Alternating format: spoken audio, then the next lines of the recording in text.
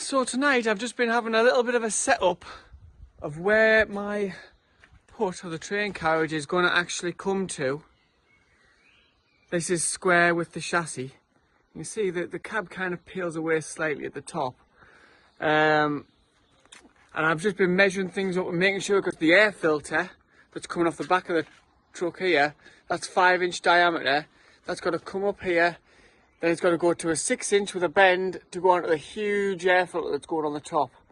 And I've just been measuring all that up and making sure it can go on and the cab can still tilt. Also, the top of that stick is more or less where the top of the hut is going to end up, which is quite tall. So I've also been down to see the steel manufacturer today.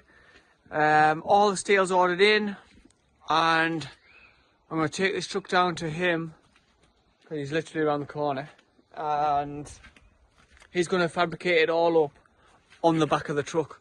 So he's going to use all these existing bolt holes to fix it back here, chassis rails right down, have some spring bolts all the way along to allow for chassis twist, and then the 4x2 box section goes over the top of the lot right round. So I'm excited to get that show on the road. He's expecting to get it done next week. So yeah, excited for that one. So I was having a look at this earlier, as well as making sure the gap, the distance between the back of the cab and the hut is about 300mm at the top, down to about 250 or so at the bottom. But the cab, I'll put a mark on this somewhere there, the top of the cab is sort of, comes just underneath that air vent. So that's spot on, and then you're going to have that much above the cab, which I think is about 700mm. Then I've got the big box air, wait, no, it's not a box air filter, it's like a round air filter, like a cylinder with a little thing on the top. That's going on this side. I may have to mess with this cowl slightly, because that 6-inch pipe comes off this side and bends down right about there to go down to where it's going to touch onto the engine. And then the exhaust on the other side is just going to be straight piped stainless steel straight up just above there, but with a nice flapper on the top. But that's just stripped to an extent. I need to get all the paint stripped off it. That's definitely one for another day.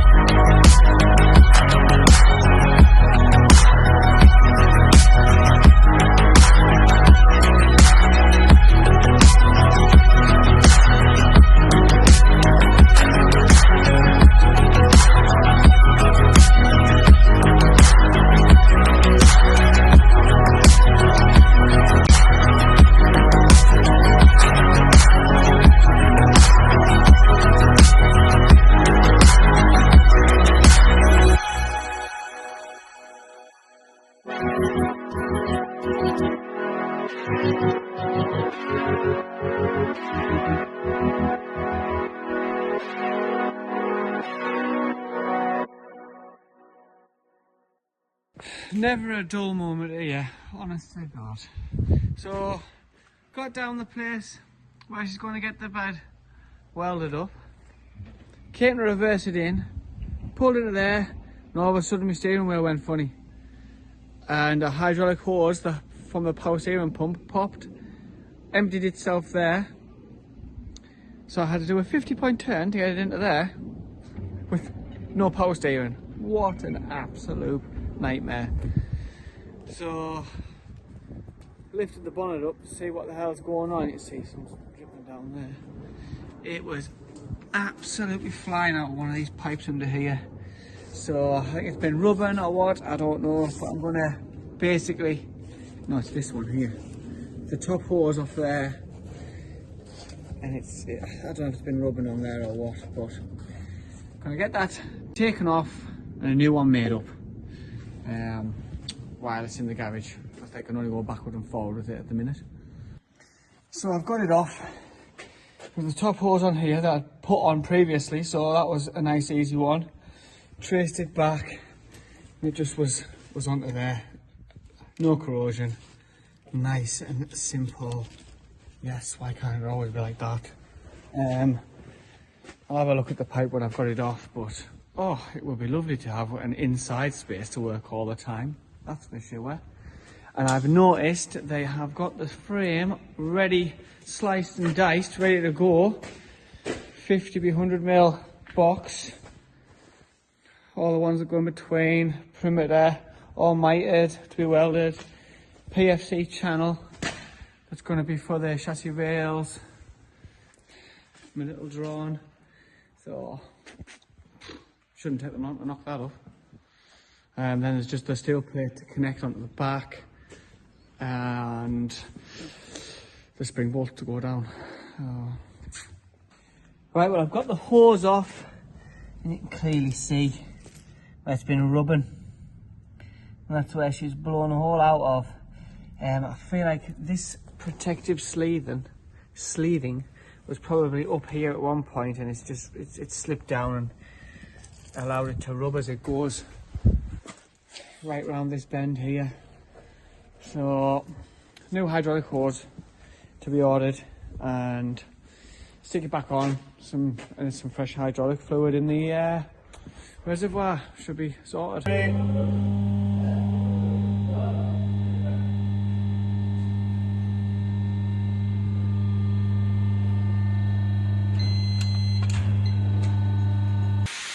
So that's our new hose fitted.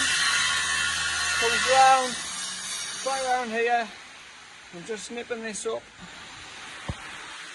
Then I've got to fill up the hydraulic tank for the power steering pump. And it should be good to go. Bleed about, it should be good to go. You know, I'm chopping up some of the old rotted boards off the train carriage, mainly for firewood, but some parts are hardboard. This was in the middle rail, so you had the bottom ones going that way and the top ones up there. But when I'm chopping through it, the quality of this hardwood is absolutely incredible.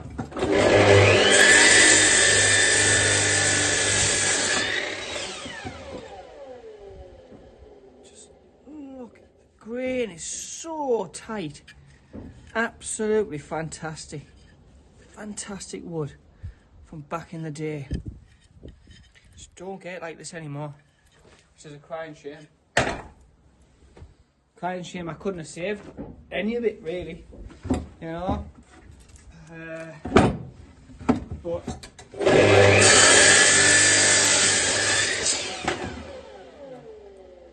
beautiful. Probably 100 odd year old, that. Wait, milled 100 odd year old. God knows how old the actual tree was. And another example, this is just some modern rubbish, a big block for stacking timber on and stuff like that. You thought the blade was blunt because when it was cutting through that hardwood, it wasn't blunt at all. just the wood was that good quality. Like this is a big 4x4 post. Straight through it. That's how good the rest of the old stuff was. That old stuff actually was just beautiful. So I'm just cleaning up the floor where I piled all my wood up. I think I found the top of the old petrol tank. I dug down, I can see it's got like a ring of bolts. Just trying to slowly tap this cap off. She's going gentle, not too tight.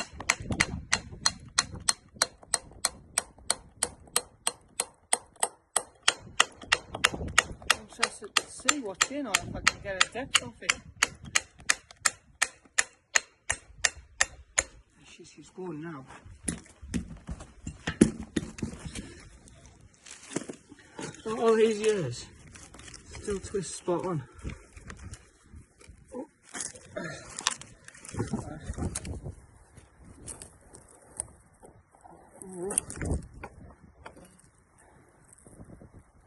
The old cap. I wonder how deep that goes. See how far it goes down. Oh shit, that's deep. There's nowhere near to the bottom. Let's get somewhere. See how far down it goes. Oh, there. At the bottom there. 5 foot.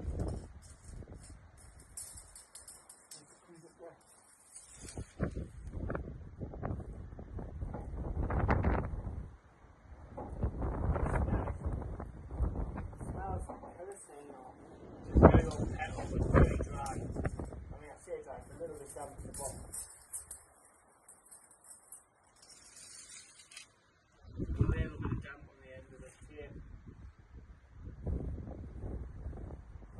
Smells like the olden days. 5 foot deep, and God knows what size in all directions. Used to feed the old fuel pump. The pipe comes up just there. Interesting. One day I might fill it with water and just see how many litres goes in it. Interesting that. Wonder what uses I can use for that. I'm down to pick the truck up. The bed is on. Wow, this is my first view of it as well. Oh, it looks class. Looking very, that's a class overhang. Oh, it looks like they've still got a few bits to finish on it actually. Still need the steel plates on the sides. They need putting on, and the chassis brackets for the spring bolts. No, she is looking fantastic. Fantastic. Yes. Yes. This is going to look immense. Immense. Oh yes, nice welds in there. Fantastic. Perfect. Looking fantastic. Oh, this is brilliant.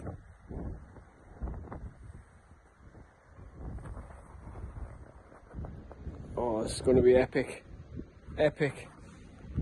So the guys are just finishing up on a few bits on the bed now. But we've got our steel plates installed. He's just finishing welding those top parts on. Now I'll just bolt up the rest. We've got them, it's 12mm plate. Bolted all tacked, that's tacked ready to go. Then for the spring bolts to the chassis, I mean these are just tacked on at the minute.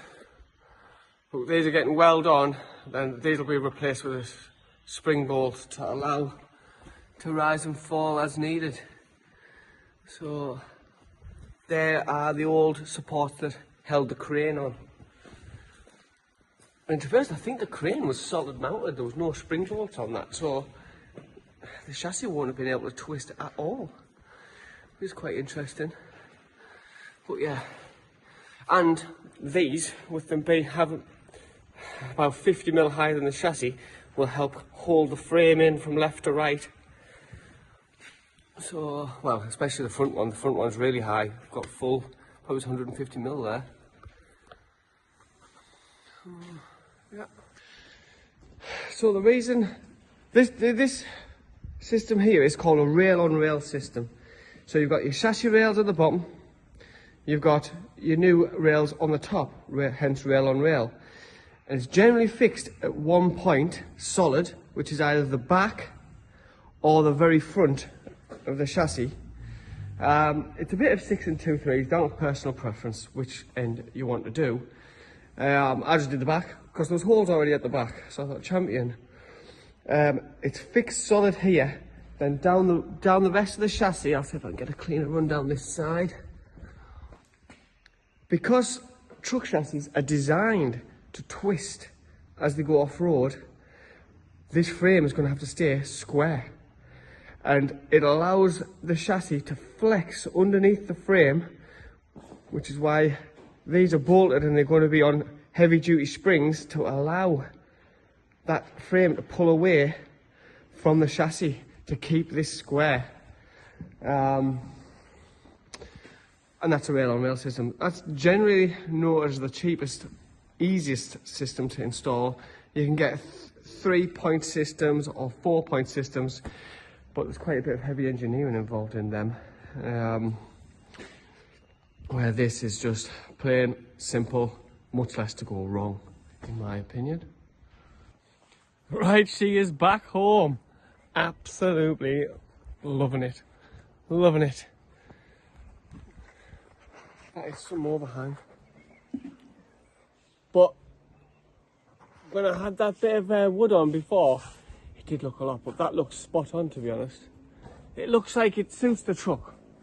It suits the truck fine. She's tall. She's tall. I'm 6'1". So, and this is just the floor. So it's going to be pretty tall. But no, over the moon with it. Tomorrow's jobs, get it painted up, I think. Get it painted up.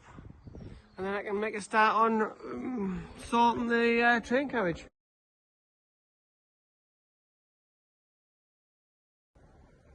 So I just wanted to run through what the steel is, sizes and things like that, if anybody else is thinking about making up something similar. Basically, the perimeter or the top section is all 100x50 box section, 3mm wall. I was debating whether to go 3mm or 5mm wall. 5mm wall is more for a wagon body that's getting plant on and off all the time, say diggers, JCBs. We're talking about 5 or 6 tons worth of plant that's getting driven on and off, point loads all over. I thought 5mm, it's going a bit OTT, plus cost. 3mm cheaper. 3mm is ample, strong enough for what I want. My box is probably going to weigh about 4 tons spread across the entirety of it, you know. So that's what the top is. The bottom rails is 125mm PFC, which is pre-formed channel, I believe. We use this all the time in like structural elements if we're doing buildings up and stuff like that. I thought that should be ample strong enough. The plate on the side is 12mm thick, 400x200 plate with, I think that's 16 holes drilled through, just to match the existing ones, to be honest. And that's sort of the build-up of the bed. It's quite simple. And as I said on the other video, the rail-on-rail system is probably the cheapest and simplest form of torsion-free subframe that you can do. What else was I going to mention? Let me think. Also, why I went rail on rail is because I've got height to really take into consideration. My height, I'm already starting off very tall. If I'm going up to like 4 point, another 8 foot on top of this takes me to about 4.2. The rail on rail system gets me as tight as possible, where if I went with a 3-point torsion free subframe or 4-point, that is at least another 6 inches higher system on top of the subframe, on top of my rails. So when like every inch matters, try to keep it as low as possible. A rail on rail system is probably the only way you can go, because the others are pivoted from the centre, and you need, once you research it and look into it more, you need a bit more clearance on a rail, a 3-point system or 4-point. So that's that. Reason I sent it out to get made up by a professional, not myself, because I've got a welding kit. I could have done it myself. A few reasons. One, I don't like welding outside because I don't like the wind. The wind blows your gas shield away from your welder, and you end up with terrible welds. That's one reason. Two, I'm not a professional. I'm a DIYer. Professional would look at my welder, it's a decent welder, but a professional would look at it and say it's DIY. So I'd rather have a professional and a professional welder getting some solid welds on it. Reason number 3, if you hadn't noticed, I've been to Turkey, got myself a hair job,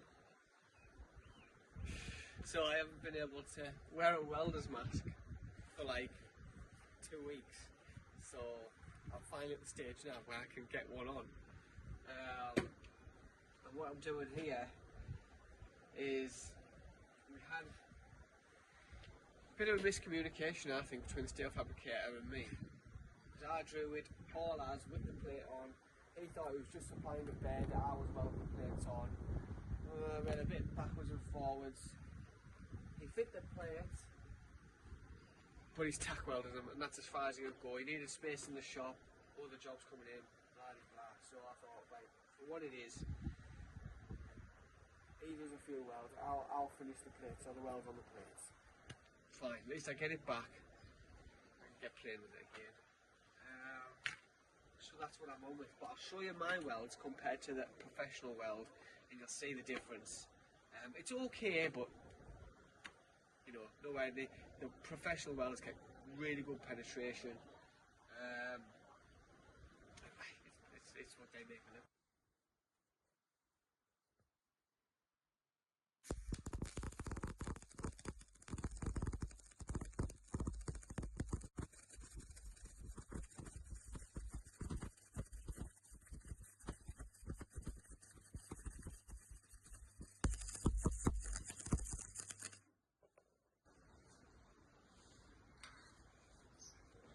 Comes with a wire brush to brush that off.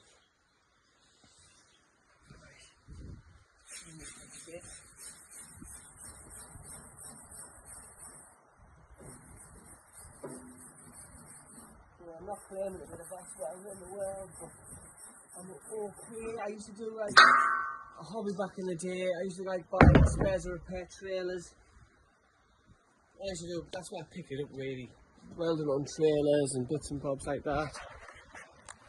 Take you out the holder. So that's my first pass, which I don't think is that bad. I don't think that's bad, you know. I'm not a welder. We'll go over to the professional side. And you can see, look at that, the professional weld, you know, it's much thicker and wider, but he's gone over it a couple of times, so that's your professional weld. And that's your Davy weld. I mean, not many people would compare themselves to the professional, but, you know, I'm a big believer in, you know, have a go. Have a go. And that's how you learn. So, I'm quite happy with that. I'm going to go over it again, get it wider, you know. So, because it needs to be absolutely solid. But Right, just getting suited up for the spraying up because I don't want to get absolutely covered. Got to say a shout out to Paul Homer for supplying us with some white suits. Thank you very much. This is my underseat I'm putting on. It's a Schultz. Schultz wouldn't nobody say that. It's like a bituminous paint. Really good. It's what I did all the chassis with. I've just got it sat in some boiling water. Just in some boiling water. Because it helps thin it down a little bit. It's like painting with treacle otherwise. I'm going to take the bolts out so I'll get full coverage on everything. I'm going to start with the awkward stuff on the inside first. See how far it goes. I've got 3 tins left off when I did the chassis. See how far that goes. I've rang up a few places for some more around here. And you're looking at like 10 quid a tin, 9 quid a tin. Fleet factors, £6.50 a tin. So I'm going to have a ride back out to there soon. Get some more, because there's no way 3 tins will do all this. Might do half it, we'll see. right, she's all been welded up and she is all blacked up now. Absolutely over the moon with it. Just finished. Spot on pinning absolutely everywhere I can get to. Bottoms, tops, everything. So next plan is to prep the train carriage to go on. Well, that includes painting it, because I'd rather paint it on the ground than paint it way up there, you know. So I'm going to paint it to a fashion it'll be alright painted, and then it's just obviously where I'll be chopping it in half to lengthen it, a bit of new steel work here and there. So it shouldn't be too bad.